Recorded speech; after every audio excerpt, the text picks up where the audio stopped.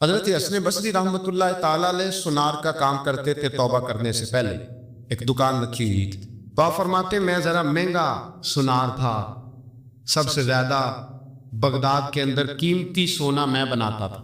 فرماتے میں جب کوئی سونے کی نئی چیز تیار کرتا تھا تو عام آدمی کے بس میں نہیں ہوتا تھا اسے خریدنا.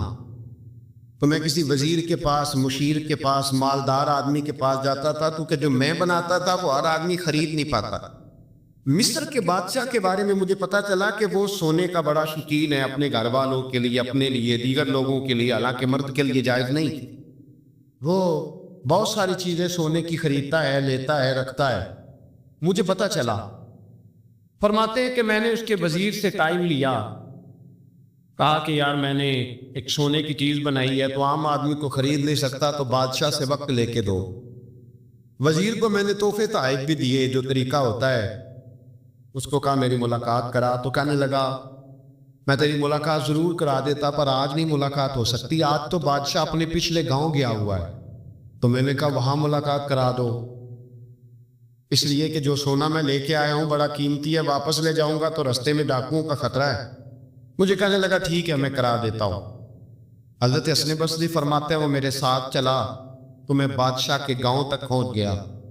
میں نے کچھ عجیب سا منظر دیکھا. گاؤں میں پہنچ کر ایک قبر ہے، قبر پر خیمہ لگا ہے. وزیر مجھے کہنے لگا یہاں بیٹھ جاؤ اور انتظار کرو، یہاں ایک رسم ہونے لگی ہے، جب اس سے فارغ ہو جائے گا بادشاہ تو میں تمہاری ملاقات کراؤں گا. فرماتے میں بیٹھ گیا تو میں نے ایک انوکھی سی رسم دیکھی. جو بڑے بڑے علماء کے نا شہر کے سب سے پہلے وہ آئے، بڑے چوٹی کے علماء، فقیہ لوگ، علم و فن پر جنہیں اللہ تبارک و تعالیٰ نے دسترس عطا فرمائی تھی. بڑے میں جانتا تھا مصر کے علماء کو. کہتا وہ آئے اور قبر کے قریب ایک چکر انہوں نے لگایا اور وہ بیٹھ گئے. عجیب رسم دیکھی میں. حضرت خواجہ حسن بصری رحمۃ اللہ تعالیٰ علیہ فرماتے تھوڑی دیر گزری تو میں نے صوفیاء کو دیکھا جو اللہ اللہ سکھانے والے لوگ تھے، درویش لوگ تھے. ان کی جماعت آئی، قبر کا چکر لگایا، بیٹھ گئی. تھوڑی دیر گزری تو ادیب، شعراء، کلام لکھنے والے لوگ آئے، چکر لگایا تو بیٹھ گئے. پھر تھوڑی دیر گزری تو فرماتے ہیں کہ سپہ سالار، جرنیل قسم کے لوگ آئے، ہاتھ میں چھڑیاں ہیں، اسلحہ زیب تن کیا ہوا ہے، تلواریں نیزے پہنے ہوئے، چکر لگایا، بیٹھ گئے. پھر میں نے دیکھا کہ ڈاکٹر، حکیم، طبیب آئے، بڑے بڑے نسخے ہاتھوں میں، قبر کے قریب ایک چکر لگایا تو بیٹھ گئے. پھر میں نے دیکھا حسین و جمیل عورتیں آئیں، ایک چکر قبر کا لگایا تو بیٹھ گئیں. خواجہ حسن بصری فرماتے ہیں اچانک میری نظر چلے آ گئی، میں تڑپ اٹھا جب میں نے دیکھا کہ بادشاہ نے اپنے سر سے تاج اتارا اور اپنے ہاتھ پہ رکھا. پھر بادشاہ قبر کے قریب گیا تو چیخے مار کے رویا. اس درد سے رویا کہ دو آدمی پکڑ کے خیمے میں لٹاتے. فرماتے ہیں مجھے وہ میں جو کاروبار گیا تھا وہ مجھے بھول گیا. میں نے وزیر سے پوچھا کہ یہ کیا ماجرا ہے، میں نے اس طرح کا انداز کہیں دیکھا نہیں، کیا رسم ہے؟ تو وزیر کہنے لگا بات دراصل یہ ہے کہ بادشاہ پورے ملک کا، مصر کا حکمران ہے، اس کا ایک ہی بیٹا تھا. درجنوں درباروں کی حاضری اور سینکڑوں صوفیاء کی دعا اور کروڑوں اور لاکھوں لوگوں کو صدقے اور خیرات دے کر دعائیں کرا کے بادشاہ نے، کبھی پوچھو اس آدمی سے جس کے ہاں اولاد کوئی نہیں، پتہ نہیں کس منت کے ساتھ ایک بیٹا خدا سے لیا.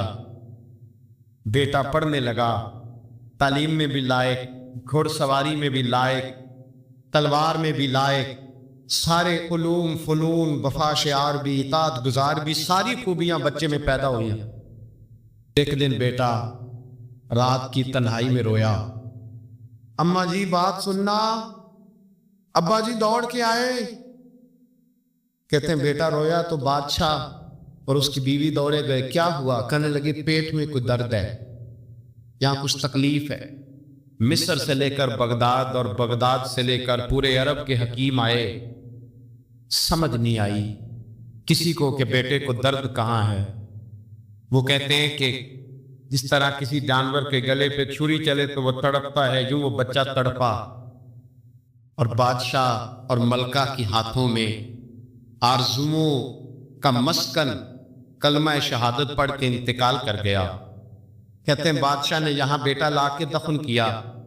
سال کے بعد بادشاہ آتا ہے اور قبر کے گرد علماء چکر لگاتے ہیں، تو بادشاہ کہتا ہے بیٹا اگر ساری دنیا کا علم لڑا کے تجھے بچایا جا سکتا تو میں تجھے بچا لے، میں تجھے بچا لے۔ پھر صوفیاء آتے ہیں تو بادشاہ کہتا بیٹا کئی دنوں کے چلے کرا کے وظیفے پڑھا کے تو بچ سکتا، میں تجھے بچا لیتا۔ پھر بادشاہ جرنیلوں کا ایک چکر لگوا کے کہتا بیٹے اگر ساری دنیا کی طاقت لڑا کے میں تجھے بچا سکتا تو میں اپنے گھر کا چراغ کبھی بجھنے نہ دیتا۔ پھر بادشاہ کہتا بیٹے دیکھ ساری دنیا کی حسین عورتیں تیری قبر کے پاس کھڑی ہیں، اگر حسن سارا ضائع کر کے تو بچ سکتا تو میں بچا لیتا۔ پھر آخر میں بادشاہ اپنے سر سے تاج اتار کے ہاتھ میں پکڑتا ہے اور قبر کے گرد گھوم کر روتا ہے، کہتا ہے بیٹا میں فقیر ہو جاتا، میں مانگ کے روٹی کھا لیتا، میں نشان دے دیتا، بیٹے میں تیری خاطر حکومتیں چھوڑ دیتا، میں کسی کی مزدوری کر کے روٹی کھاتا، پر میں تجھے مرنے نہ دیتا۔ پھر وہ روتا ہے اور کہتا ہے کیا کروں کل نفس ذائقۃ الموت، کیا کروں جو تجھے لے کے گیا ہے اس نے قانون بنایا ہے کہ ہر ایک نے موت کا ذائقہ چکھنا ہے، اس نے قانون بنایا، اور جب اس کا قانون لاگو ہوتا ہے پھر نہ ماں کی سسکیاں کام آتی ہیں، نہ باپ کی دعائیں، نہ علم نہ فن، پھر کوئی چیز کام نہیں آتی، پھر جانا پڑتا ہے، پھر جانا پڑتا ہے۔ بات ایک ایسا رشتہ ہوتا ہے جو زندہ ہوتا ہے تو لگتا ہے سر پہ چھت ہے، اور جب وہ رخصت ہوتے ہیں تو لگتا ہے چھت اتر گئی۔ ماں میں اپنی زندگی میں یہ کہا کرتا تھا کہ لوگ آنکھ سیدھے کے بغیر بچ جاتے ہیں، ماں کے بغیر نہیں بچتے۔ میرا تجربہ یہ تھا کہ شاید 5 سال روٹی کھانے کو نہ ملے تو زندگی ہے، پر اگر اماں گھر میں نہ ہو تو زندگی نہیں ہوتی۔ پھر مجھے میرے استاد نے کہا کہ بیٹا میرا دل کرتا ہے کہ آپ اپنی اماں کا جنازہ خود پڑھائیں۔ 2-3 دفعہ ہمت کر کے میں بڑا مصلی پہ کھڑا ہونے کے لیے، لیکن پھر میں لوٹ کے آ گیا۔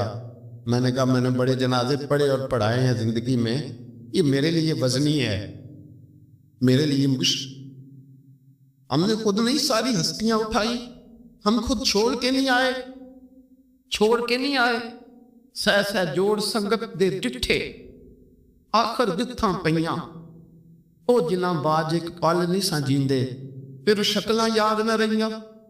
حضرت فاطمہ الزہرا رضی اللہ تعالیٰ عنہ گھر میں بیٹھی رو رہی تھی تو مولا علی شیر خدا آئے، کہا فاطمہ تو روتی کیوں ہے، بس کر دے۔ تو کہنے لگی علی مجھے سچ بتا تیری ہمت کیسے ہوئی مصطفیٰ کریم کی قبر پر مٹی ڈالنے کی، کس طرح ہمت ہوئی؟ صحابہ نے وہ جرأتیں کہاں سے اکٹھی کی کہ حضور کی قبر انور حضور کو دفن کیا، نبی پاک کو۔ حضرت علی رضی اللہ تعالیٰ عنہ دلیر آدمی تھے اور پھوٹ کر روئے، کہنے لگے فاطمہ تجھے کیا بتائیں، ہاتھ کامتے تھے، روح لرزتی تھی، پر رسول کے قانون کی پابندی کرنا ہماری ڈیوٹی تھی، ڈیوٹی تھی۔